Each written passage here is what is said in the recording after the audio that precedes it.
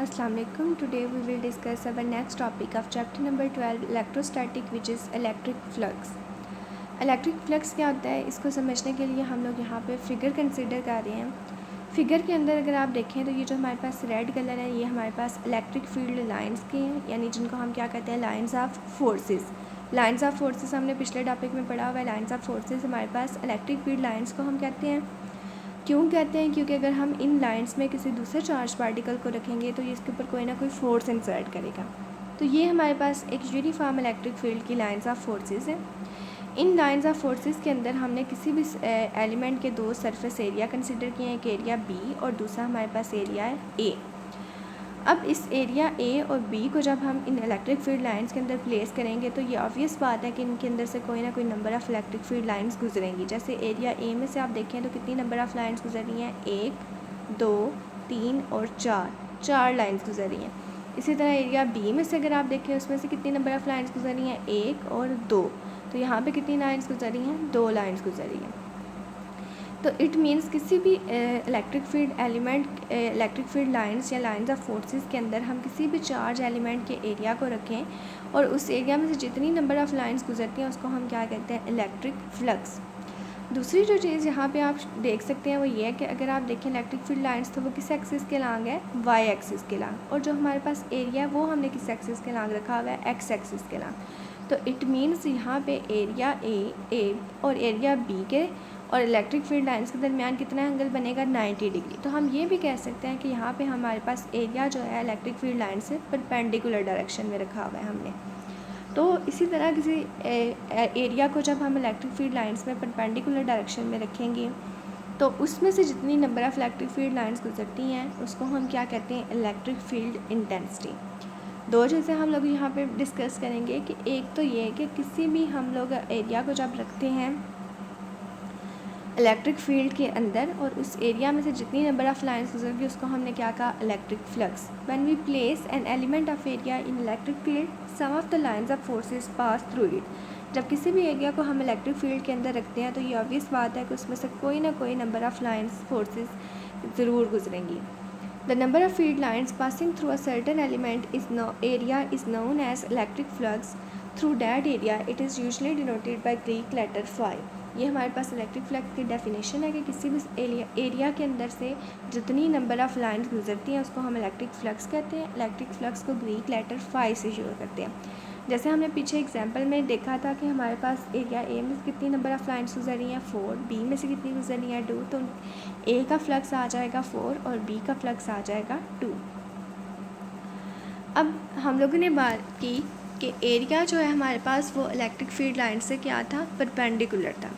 तो जब हम क्वांटिटेटिव मेजरमेंट करते हैं, क्वांटिटेटिव मेजरमेंट के लिए हम ये कहते हैं कि हमारे पास जो इलेक्ट्रिक फील्ड की लाइंस हैं, इलेक्ट्रिक फ्लक्स के लिए हम क्वांटिटेटिव मेजरमेंट करते हैं तो हम ये कंसीडर करते हैं कि जितनी भी हमारे पास फील्ड लाइंस हैं उन फील्ड लाइंस के अंदर हमने एरिया को प्लेस करना है, इस तरह से करना है कि फील्ड लाइंस और एरिया के दरमियान एंगल कितना बने, 90 डिग्री। यानी एरिया हमने उन फील्ड लाइंस के अंदर परपेंडिकुलर रखना है। अब उस परपेंडिकुलर रखे हुए एरिया के अंदर से जितनी नंबर ऑफ़ लाइंस गुजरती हैं उसको हम क्या कहते हैं, electric field intensity. Electric field intensity हमारे पास क्या है, परपेंडिकुलर रखे हुए एरिया के अंदर से जितनी नंबर ऑफ़ लाइंस गुजरेंगी उसको हम क्या कह रहे हैं, इलेक्ट्रिक फील्ड इंटेंसिटी। और पहले हमने पढ़ा कि किसी भी एरिया में से जितनी नंबर ऑफ़ लाइंस गुजरेंगी उसको हम क्या कहते हैं, इलेक्ट्रिक फ्लक्स। तो यहाँ से आपके माइंड में क्वेश्चन आता है कि क्या इलेक्ट्रिक फ्लक्स और इलेक्ट्रिक फील्ड इंटेंसिटी का आपस में कोई रिलेशन है। इसको हम आगे नेक्स्ट स्लाइड में इसका आंसर देखते हैं। अब in order to give quantitative meaning to flux, the field lines is drawn in such a way that the number of field lines passing through a unit area held perpendicular to field lines at a point represented by intensity E of that field at that point. इसको हम intensity E कहते हैं कि किसी भी perpendicular रखे हुए area में से जितनी number of lines electric field lines गुजरेंगी, लाइंस ऑफ फोर्सेस गुजरेंगी, उसको हम क्या कहते हैं, इलेक्ट्रिक फील्ड इंटेंसिटी। इसको इलेक्ट्रिक फील्ड इंटेंसिटी को पीछे हम डिस्कस कर चुके हैं टॉपिक में कि क्या होती है, force per unit charge, force का यूनिट न्यूटन, चार्ज का यूनिट कूलम। तो इलेक्ट्रिक फील्ड इंटेंसिटी का क्या यूनिट है, न्यूटन पर कूलम। जैसे हमारे एरिया ए में से 4 नंबर ऑफ़ लाइंस गुजर रही थी और वो एरिया हमने परपेंडिकुलर रखा हुआ था, तो उस केस में जो इलेक्ट्रिक फील्ड इंटेंसिटी है वो कितनी आ जाएगी, 4 न्यूटन पर कूलम। अब 4 न्यूटन पर कूलम का क्या मतलब है कि हमारे पास 1 मीटर स्क्वायर एरिया है, उस एरिया को हमने इलेक्ट्रिक फील्ड लाइंस के अंदर परपेंडिकुलर डायरेक्शन में रख लिया है और उसके अंदर से कितनी नंबर ऑफ़ लाइंस गुजर रही हैं, 4 लाइंस गुजर रही हैं।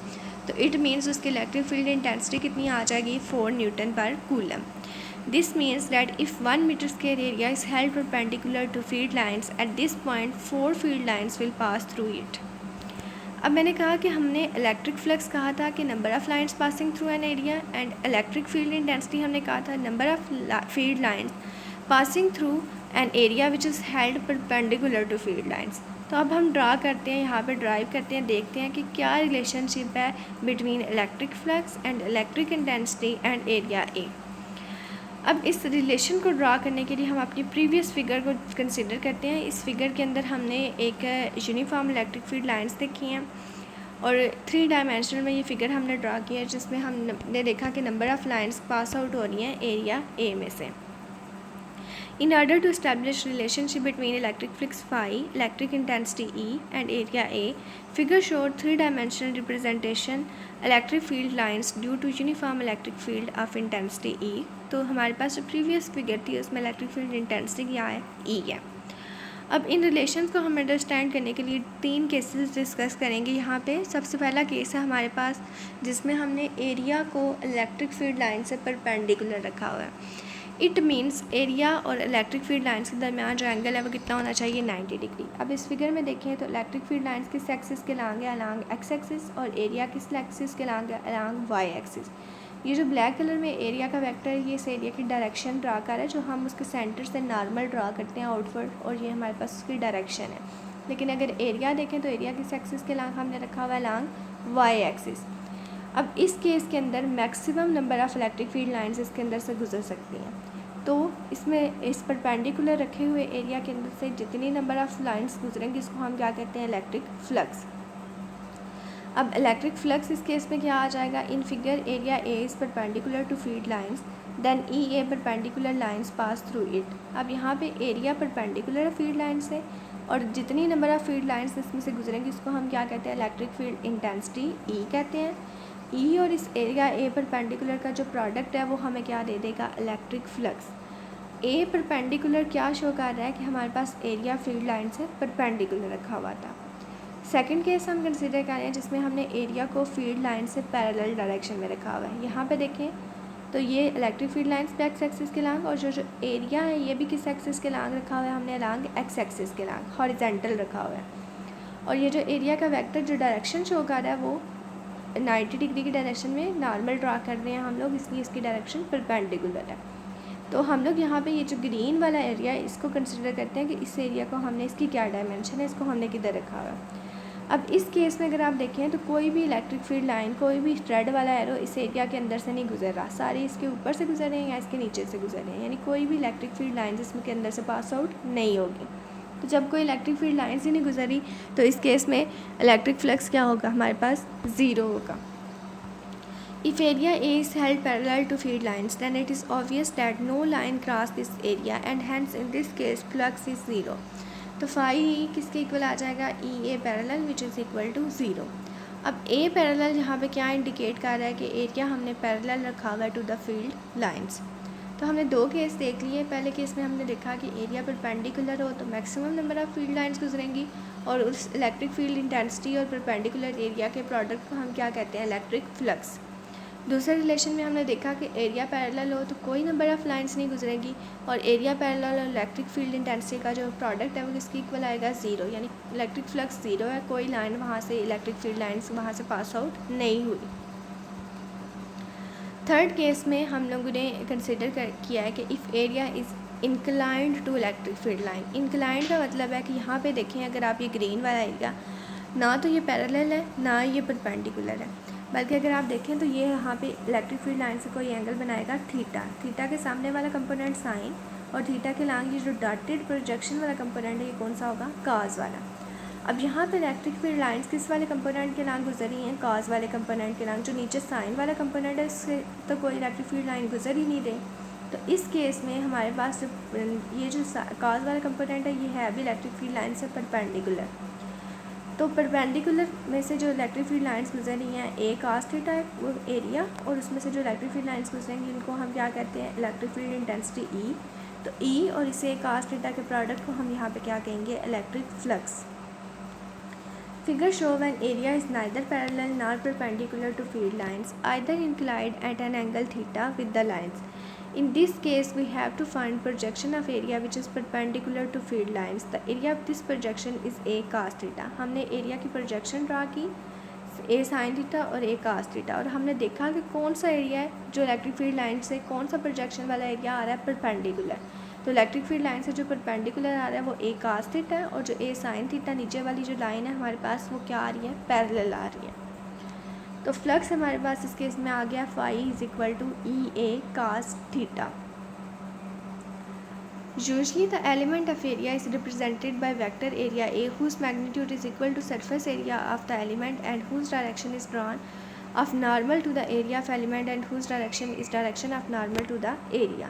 अब ये देखें, अगर हम एरिया देखें तो ये एक वेक्टर क्वांटिटी है और इसका मैग्नीट्यूड, ये जो सारी सरफेस है ग्रीन वाली, इस सरफेस एरिया का जितना मैग्नीट्यूड होगा वो हमारे पास एरिया का मैग्नीट्यूड आ जाएगा। और इसकी डायरेक्शन हम पहले भी बात करते जा रहे हैं कि सेंटर से हम एक नॉर्मल ड्रॉ करते हैं और वो नॉर्मल इस एरिया की डायरेक्शन शो करता है। ये जो ब्लैक है ये इसकी डायरेक्शन शो कर रहा है, और ये हमने एरिया को इस सरफेस से इंक्लाइंड रखा हुआ है। The electric flux phi E through a patch of flat surface in term of E and A is then given by electric flux is equal E A cos theta। एक अगर हमने flat surface के case में electric flux का relation drive किया in term of E और A, तो वो हमारे पास E A cos थीटा। और आप लोग ये स्केलर प्रोडक्ट के अंदर पा चुके हो कि A डॉट B किसके इक्वल होता है A B cos थीटा। तो इसको हम किसकी तरह शो करेंगे E डॉट A। थीटा हमारे पास एंगल है electric field E and normal to the area E के दरमियान। अब इलेक्ट्रिक फ्लक्स क्योंकि हमारे पास एक स्केलर प्रोडक्ट है तो ये हमें पता चल गया है कि जब हमारे पास दो वेक्टर क्वांटिटी का प्रोडक्ट एक स्केलर क्वांटिटी आए तो वो हमारे पास एक स्केलर प्रोडक्ट होता है। तो यहाँ पे ये हमारे पास स्केलर प्रोडक्ट है, इसलिए इलेक्ट्रिक फ्लक्स हमारे पास क्या होगी एक स्केलर क्वांटिटी। फर्दर हम देखें तो इसका जो यूनिट आ रहा है हमारे पास वो न्यूटन मीटर स्क्वायर पर कूलम स्क्वायर आ रहा है। Thanks for listening.